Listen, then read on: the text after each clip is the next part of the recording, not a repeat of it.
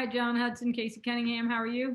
Man, Casey, I'm doing great. It's great. It's great to see you again. It's great to see you. My gosh, I want to say how many years has it been? But Well, I feel like it's been forever. It's not like we've had an NBA conference to go to recently. isn't that the truth?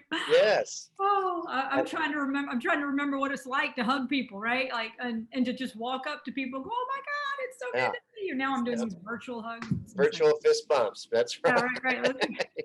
Oh my God. So, okay, so I'm guessing you're probably in the same place I am, right? We sent everybody home.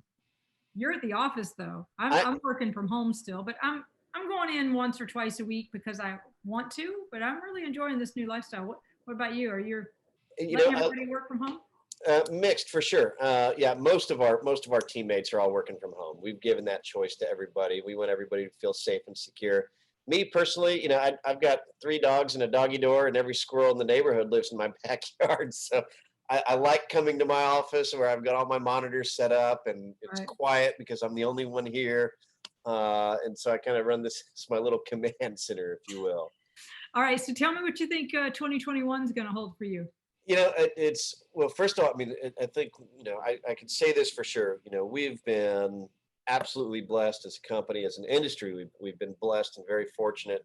For what the real estate and mortgage finance industry has been able to do in this last year. It's funny for us as an organization. We've been on quite a wild journey. If you recall, June 1 of 2015, we had one office with 8 employees, right? And here we are today, 300 plus employees. I think we're now operating in almost 11 states, or at least will be very soon. And we've got a robust retail and wholesale and now non-delegated correspondent channels. So we've just continued to grow onward and upward and onward and upward. And of course, 2020 was a historic year in terms of volume and margins for everybody in the industry. But my thing is, okay, now how do we prepare? And I hate to be the guy that's always like the guy from Game of Thrones saying that winter is coming. But I've been in the mortgage business for 22 years, and one thing for sure about mortgage is we never really have a soft landing. No. And hopefully, people's memories will remember that just 10 months ago, the whole industry was scratching their head, going, man, these margin calls might put us out of business. And that was everybody in the industry. Everybody and Yeah, large big ends. margin calls. Right. I mean, some people had billion-dollar margin calls. Yeah. And then you had the winter of 2018 where 80% of mortgage companies lost money because of tight margins. So what do we have in store for 2021? It's tough to say. My crystal ball, if you will, says that 2021 is still going to be a great year. The even with the oncoming of the new administration, not to get into to go down the politics rabbit hole, but the Biden administration has already come out and they want to help promote home ownership. And there's discussion about tax credits for first-time buyers, and those programs I think are going to continue to help bring people into the purchase market. So that's a positive. On the downside, unless rates go to 1%, then those refis are going to slow down. There's only so many people could refi into 2.5. uh, but then again, this past year has been a year of a lot of things I never thought I would see. So we might see rates at 1%. You'd never know. And so I think now's the time, while you have the ability, is to go and prepare for any upcoming storms. And then along those lines too, where we're at as a mortgage company is continuing to expand our retail, wholesale, correspondent presence, and then into multiple states. Is there something that you're doing, John, to prepare for the storm that, everybody's preparing in a sense, but you don't want to go backwards, right? You had a Right. banner year. Banner, And the no, challenge is, what are you yeah, doing right now to maintain the banner year, assuming things do shift? right. It's kind of funny, but I would say, first and foremost, listening to what our producers are telling us, listening to what our operations people are telling us. We're trying to identify all the areas that we can create more efficiencies to ultimately, lower that cost to produce a mortgage loan. Sure. Because of course, when margins get tighter, that's what you got to be able to focus on is how can I Sure. do it well to where I'm in a position where I can continue to hire and expand and grow rather than worry about having to quote unquote right size, which Sure. nobody wants to do. Is there But anything you've done to get more efficient? Like some specific decisions you've already made? yeah, from a technology side, we've definitely ramped up and invested a lot in our technology and our tech stack. Everything from reanalyzing how we utilize our loan origination system to our tech vendors, whether on the point of sale, on the wholesale side, or even doc providers, Sure. credit report providers, every vendor that we possibly have, we're going back through and we're analyzing and finding where we can tweak things. But on that listening side, it kind of goes back to it's like, okay, we're asking our teammates what would they like to see?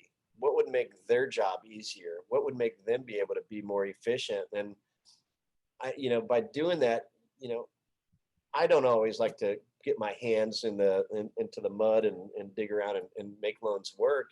But I do so on occasion, and that's good because now I can see, okay, why are my teammates having to do this? I mean, is there a better way? Is there an easier way? Do we Mm, not have this button turned on in this system here that would speed this up? So again, I think listening is a big part of how do you prepare.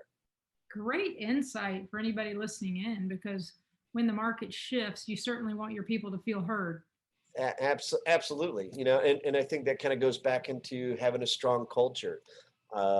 We've been really blessed too with not having, we've added a bunch of people in the last year, and we really never didn't see the turnover. Yeah. Knock on wood, but it's funny. We actually hear from recruiters that call to actually do work for us because they tell us they have a very hard time recruiting our people away. So, that's kind of so I know we're doing something right. That's a If great people don't, compliment. Yeah. it really is. It really is. But I think that's how we do it: is listen to our employees, make sure that everybody feels that their voice is heard, and teamwork makes the dream work. So Certainly you, does. you got to listen. You know what? What a great insight to share with the industry at large. Because when I think of just for me as well, right? I own a company, and Yeah. how well do I listen? Do I need to really reach out and ask for suggestions and insight, what we can do to make their jobs better? We think we do, but to be very intentional about it. So I so appreciate that insight, and I'm going to share Oh, that obviously this video with the industry. And yeah. It's well, and especially right now too, where you know pre-COVID, these were full houses. These offices mhm, were booming. There was activity everywhere. People high-fiving down the hallways. Well, now we're also spread out, and so again, you've got to get creative and different with how do you reach out. mm, And there's even the owners of our organization, still just randomly pick up the phone and call people just to kind of see how they're doing while they're working at home and closing loans. So yeah, I mean, it's you got to constantly be reaching out to your team in order to, I guess, protect the herd. yeah, great insight, because I actually believe that culture is built by intentionality. It's not built by accident.